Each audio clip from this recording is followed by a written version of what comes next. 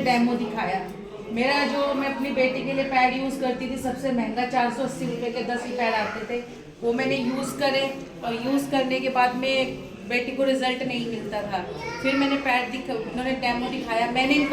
इनको आजमाने के लिए थोड़ा अपनी बुद्धि भी बढ़ाई कि मैं महंगे वाला पैड आगे रखूँगी, शायद इनका पैड तो फेल हो जाएगा। मैंने अपना पैड सबसे महंगे वाला पैड, जबकि मेरे घर में बेटी के लिए तो 4-5 हज़ार के पैड हमेशा रहते थे, क्योंकि मेरे को जो प्रॉब्लम हुई थी मैं नहीं चाहती थी कि मेरी बेटी को भी,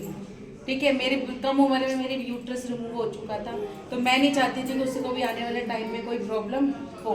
तो फिर इन्होंने क्या मुझे डेमो दिखाया, डेमो देखने के बाद में मेरा तो ज़ीरो हो गया। मैंने कहा मैं इतना पैसा डाल रही हूँ, फिर भी उसके अंदर टिश्यू पेपर ही भरा हुआ है, जेल जो बिल्कुल ही रफ था उसके अंदर।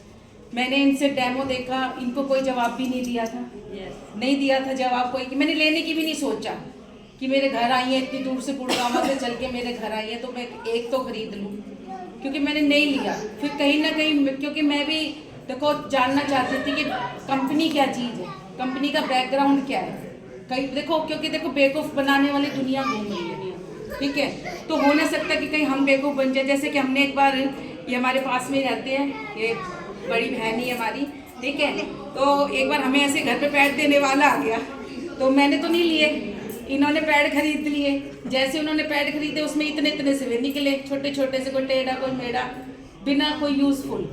ठीक है, तो वही माइंड में वो चीज़ भी घूमती है कहीं ना कहीं सर आके। तो फिर मैंने कहा चलो ठीक है, आपका पैड ठीक है, सब कुछ ठीक है, ओके, मैंने इसे कोई जवाब नहीं दिया, ठीक है, आए हैं, रिस्पेक्ट किया इनका पूरा, ठीक है। फिर मैंने कहा इनसे, इनका कॉल आई कि मैंने कहा आपके मैं सीनियर से मिलना चाहती हूँ, अभी वो हमारे साथ में नहीं है, उस टाइम पे दुबई गए हुए सर, वो 50 साल जिनकी आपसे मुलाकात हुई थी, तो वो दुबई में अभी इसी टाइम। तो